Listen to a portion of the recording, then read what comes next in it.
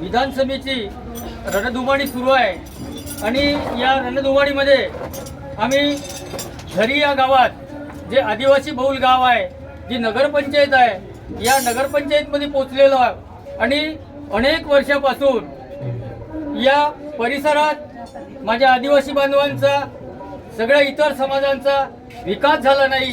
इथं चांगल्या शाळा नाही, चांगले समाज मंदिर नाही, चांगले रस्ते नाही. म्हणून आम्ही येथील जे शेतकरी आहे वासुदेव पाटील यांच्या भावना जाणून घेण्यासाठी आम्ही झरीमध्ये आलेलो. भावना एकच आहे, जे ठीक सरकार देईल कोणत्या गोष्टी. आज सोयाबीनला भाव नाही, कापसाला भाव नाही. ज्यावेळेस उद्धव ठाकरे होता त्यावेळेस आम्हाला कोणत्या पद्धतीने भाव मिळाला, कापसाला कोणत्या पद्धतीने भाव मिळाला. त्या उद्धव साहेब ज्यावेळेस मुख्यमंत्री होते त्यावेळेस तुमच्या कापसाला काय भाव मिळाला?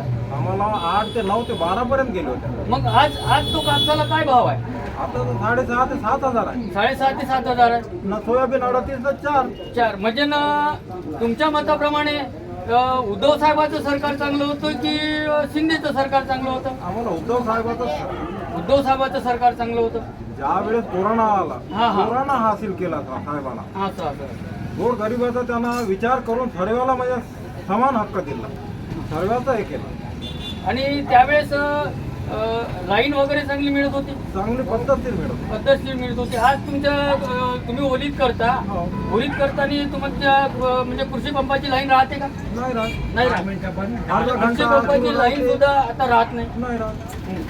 आणि आता इथं तुमच्या शाळा आहे, शाळामध्ये तुमच्या मुलांना आता शिक्षण चांगलं मिळत आहे का?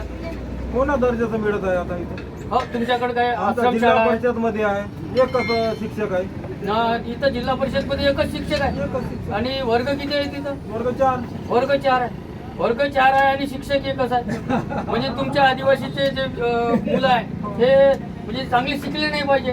परंतु उद्धव साहेबांच्या काळात तसं होतं का? नाही, 4 शिक्षक होते. 4 शिक्षक. उद्धव साहेब ज्यावेळेस या राज्याचे मुख्यमंत्री होते त्यावेळेस या झरी नगरपंचायत मधली जी शाळा होती या शाळेमध्ये 4 शिक्षक होते आणि या शिंदेच्या सरकारच्या काळामध्ये इथं एकच शिक्षक आहे. म्हणजे शिक्षणापासून सुद्धा तुम्हाला वंचित ठेवलं जात आहे. म्हणून तुम्ही यावेळेस मतदान कोणाला कराल? संजय देरकरला कराल की कोणाला कराल? संजय देरकर. संजय देरकर निवडून आल्यानंतर तुमच्या अपेक्षा पूर्ण केल्या पाहिजे. नाही, करायलाच पाहिजे. हो. आणि पहा आता की संजय देरकर आल्यानंतर मग काय होईल? तुम्हाला कर्जमाफी मिळेल.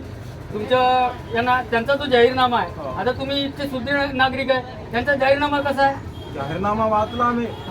वाचला नाही वाचला, पण आमच्या तळागाळापासून आमचं पहिलेपासून निश्चित ठरलेला आहे. म्हणजे यावेळेस तुम्ही संजय देरकरला निश्चित निवडून देणार. जनसंवाद, झरी जामणी तालुका, बंडू पार्की. धन्यवाद.